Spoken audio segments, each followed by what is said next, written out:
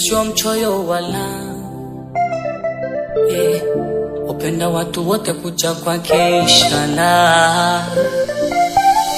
Awe tajiri maskini wote sawa, awe na dhambi nyingi anasafisha sawa. Awe tajiri masikini wote sawa, awe na dhambi nyingi anasafisha sawa.